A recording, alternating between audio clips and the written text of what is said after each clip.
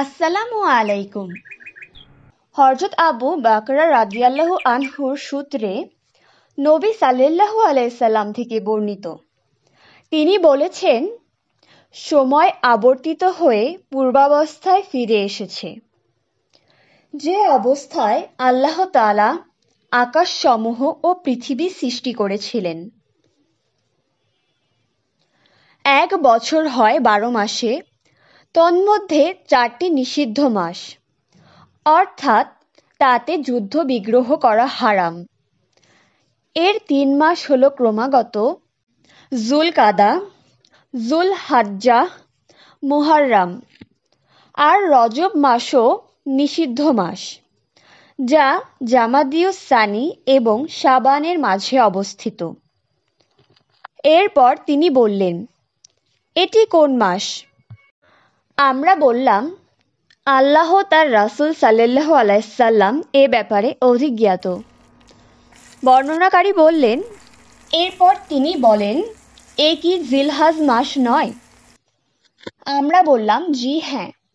তিনি বললেন, এ কোন শহর?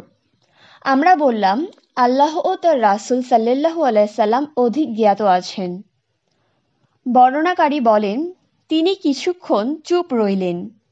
এতে আমরা ধারণা করলাম যে তিনি হয়তো এর অপর কোনো নাম রাখবেন। তিনি বলেন, এ কি মক্কা নগর নয়? আমরা বললাম, জি হ্যাঁ। তিনি বললেন, এ কোন দিন? আমরা বললাম, আল্লাহ ও তার রাসূল সাল্লাল্লাহু আলাইহি সাল্লাম অধিক জ্ঞাত। বর্ণনাকারী বলেন, এরপর তিনি কিছুক্ষণ চুপ রইলেন।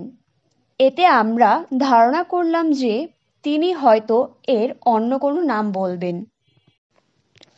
তিনি বললেন, এ কি ইয়াউমুন নাহারা নয়? আমরা বললাম, জি হ্যাঁ ইয়া রাসূলুল্লাহ।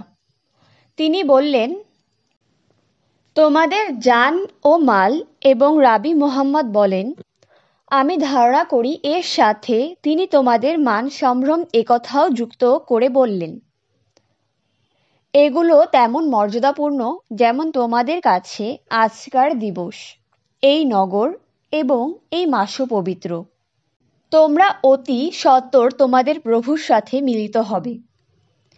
তখন তোমাদেরকে তোমাদের কৃতকর্ম সম্পর্কে জিজ্ঞাসাবাদ করা হবে। অতএব তোমরা আমার পরে পথভ্রষ্ট হয়ে একে অন্যের সাথে ঝগড়া ফাসাদে লিপ্ত হও না। সাবধান, তোমাদের উপস্থিত ব্যক্তিগণ অবশ্যই অনুপস্থিত ব্যক্তিদের কাছে আমার এই বাণী পৌঁছে দেবে।